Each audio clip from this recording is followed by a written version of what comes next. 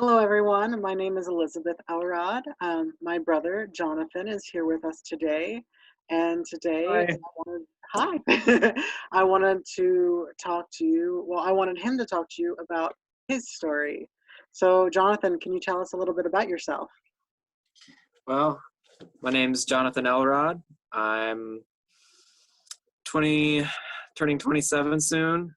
I just use the he, him, his pronouns. Uh, that's about it. Oh, Um, what else? where did you go to college?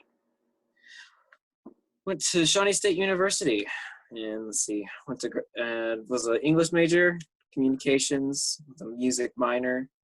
I graduated in 2017. Cool. And how do you identify? I'm a bisexual male. Awesome. Okay. So first of all, how has transitioning to working online during this crisis been for you? Tell us a little bit about your job. Okay, well, it's been an interesting process. I've been working from home now for about no, this is week 5. This is week number 5 of me working from home with the Office of Communications, but also the Office of Admissions. So I'm an email marketer. I message all kinds of high school seniors all over the country and sometimes even around the world Oh, saying, do you want to come to Shawnee State University? Well, apply. that sounds like it's got to be hectic right now during all this going on.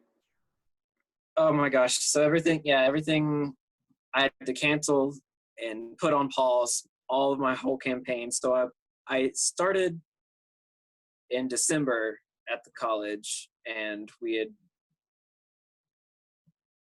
and COVID canceled everything by like March.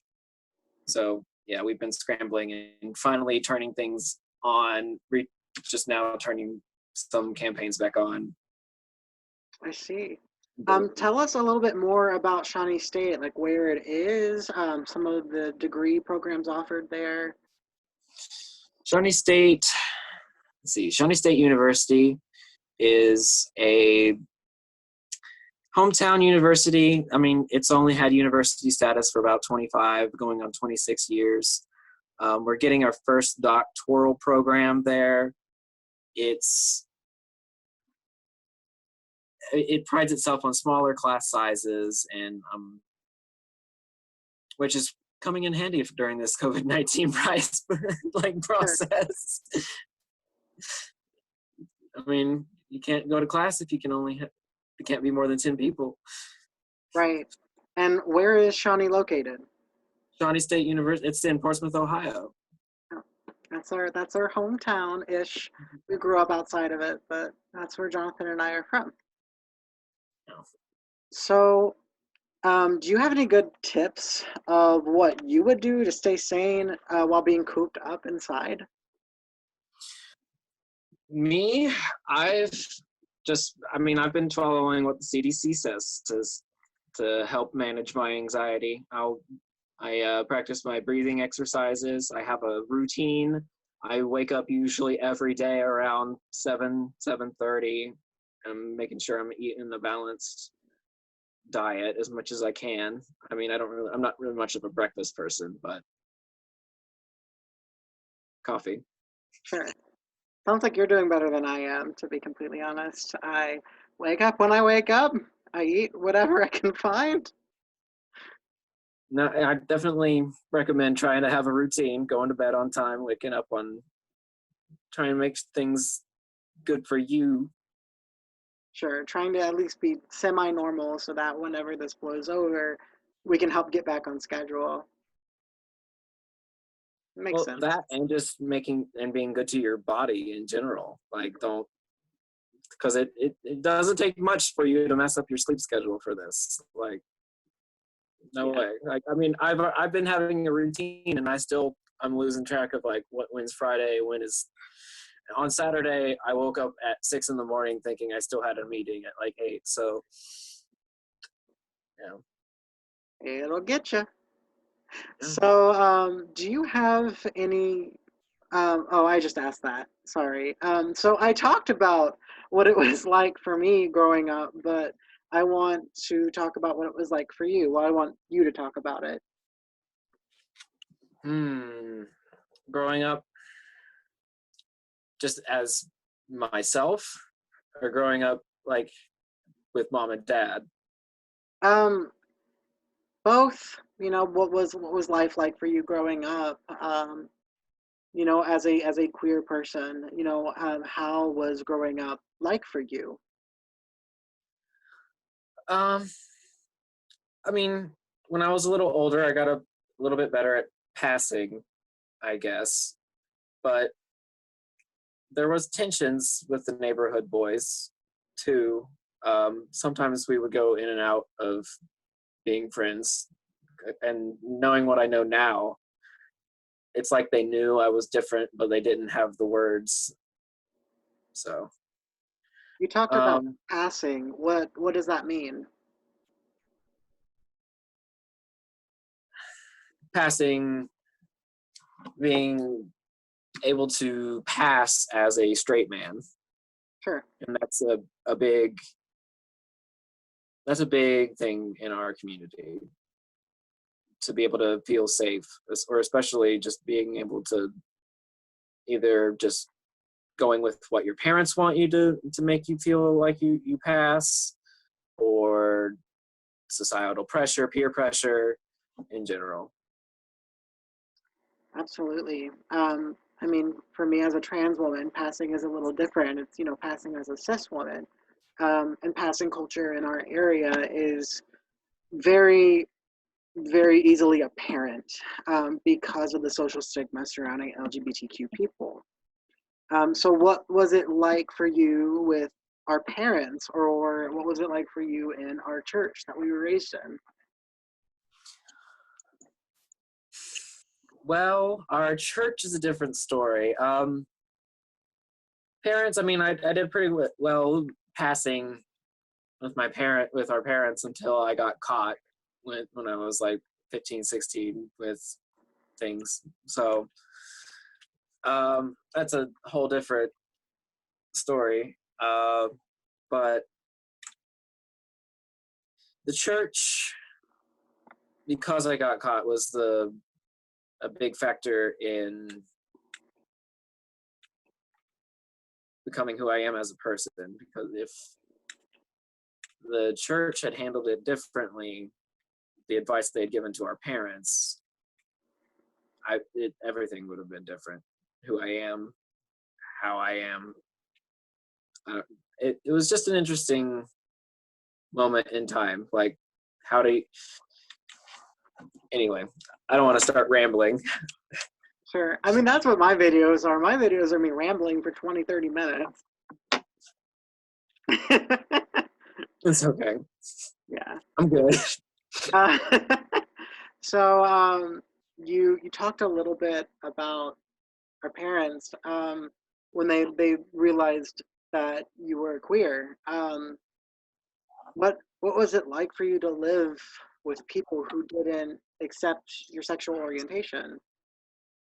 Well, when they found out that, and it in your video, it was a big shock process. Like, dad didn't speak to you for a few weeks. When they found that out about me, I was grounded for 6 months, and they had even threatened to move us to West Virginia. That was when dad was living in West Virginia at the time. And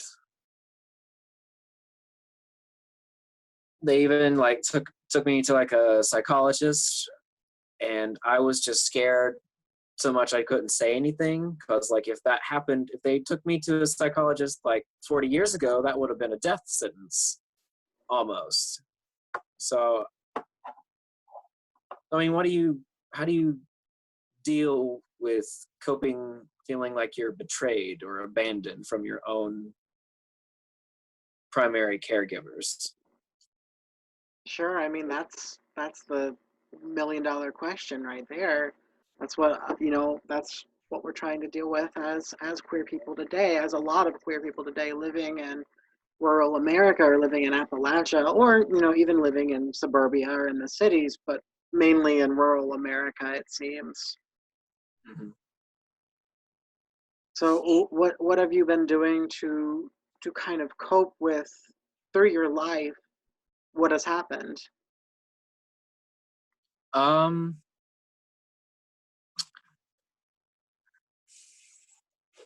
just rolling with it, I guess. I mean, I've educated myself. I mean, going through a humanities degree and being exposed to the just general college life and our and uh, our queer campus. I was about to say our queer loving campus is has been pretty great throughout that process. I'm in a meeting, sorry. Um, but yeah. Okay, so yeah, I mean that's fair for me. Chip came Like, home, so what is it? I'm sorry. Chip's here, and I didn't want him. He was about to interrupt, and I was just like, That's "Hey, okay. hold up." That's okay. Okay, well, since Chip is here, tell us about Chip. How did you meet Chip? Chip, he's my boyfriend, and he was my high school sweetheart. So I met him in high school, and the rest, as they say, is history. No, I'm just kidding. No, we were friends who fell in love. Yeah, we were friends who fell in love, and then unfortunately I got caught in that. With a love letter. Caught with a love letter in my pocket, and then yeah, Still haven't broken up. The whole. I'll just have to tell my whole story one day, but today is not this day. Sure. So when did you realize that you were bisexual? Maybe a couple years before Chip and I got so I mean, fairly young. I wouldn't say like I knew I was different by the time I was like a teenager, Mhm. but I didn't know what bisexuality was until I was in college. I mean, the first time I heard the word what bisexual meant was Dad saying that it was awful in like his car about what AC/DC was, because that's what used to be what bisexual was back in the 70s before they became popular. Was the band Sure. AC/DC. I've actually never heard that story before. That's the first time I've heard you tell me that. Oh, yeah. Yeah, they go both ways. My AC/DC. Yeah. first memory of what bisexuality is saying that it's bad. So Yeah. I mean, I understand. I didn't know that trans people even existed until I was in college. Jonathan and I grew up very sheltered, essentially. I mean, I didn't even know that LGBTQ people existed until like high school, and that was just like gay men and lesbians for me. yeah, So, just to right. kind of wrap. Oh, go ahead. We had that our generation was lucky enough to have the popular campaign with media push. We had Glee, we had I don't know, other popular Broadway shows being into the mass media spotlight of changing the public opinion on gay marriage from like the early 2000s to 2015. It was an interesting time frame to grow up. Yeah, I can definitely attest to that as well. I mentioned in my coming out video that I can't. I told mom that gay people are born that way, and that was due to Lady Gaga's album "Born This Way." So it was a time where it seemed like the mainstream was finally starting to counteract the lack of acceptance between mainly LG and B relationships. Well, Yeah. to wrap, go ahead. No, go ahead. Okay. I was agreeing. Yeah. Well, to wrap this up, is there anything that you'd like to say to people out there watching who may be forced to live with parents or guardians or family members who don't accept who they are?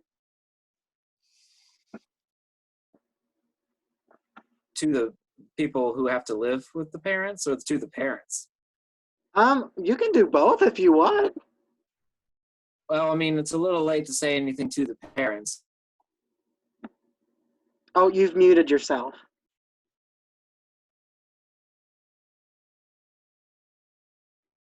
You've muted your microphone. Sorry, I was going to call from my mom. Okay.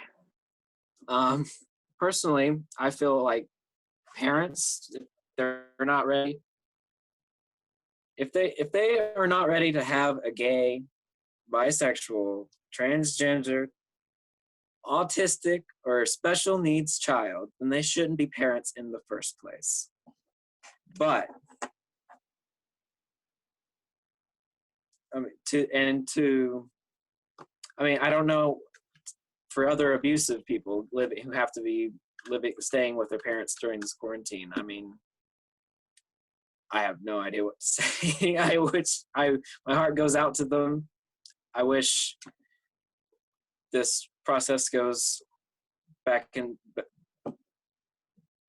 as fast as we can to get back to normal so that they can go back to their lives, get away from their abusive parents or guardians. Sure. Think about when you were living with parents who didn't accept you. What was your saving grace to get to feel like you could make it through? Well, from being at my lowest low, and instead of giving in to that feeling of despair and defeat, I said, look, you can prove them wrong. And no matter how long it takes. And that's exactly what I did. I waited, 3 more years, and I messaged Chip back, and we got back together and eventually moved out, and I shoved it in their face. And that's just from my personal experience, but a prove them wrong attitude out of spite or out of love for yourself is what I did. So Sure. Well, to all of those out there, please know that you are loved, and me and my brother, we have been through what you've been through, and just know that you can make it out. Is there anything you want to say, Jonathan?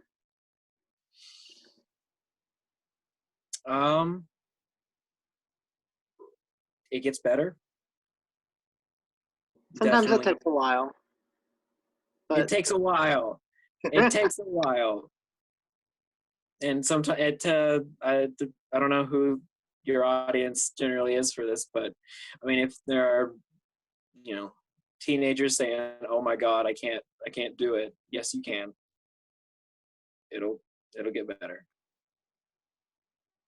there are people out there who love you and will support you, and even if it takes moving, I mean, God, even just 15 minutes away, you can find a community that will support you and love you. Just know that you need to hang on. Well, thank you for watching this very special episode of my story when it's really his story. Sort of my story. Yeah. Not all of it, not the full story. It's a long story. So Sure. Well, thank you for meeting with me today, Jonathan. I hope that the rest of your work goes a little easier. And for everyone out there, I will see y'all next week. Thanks for watching. Bye. bye.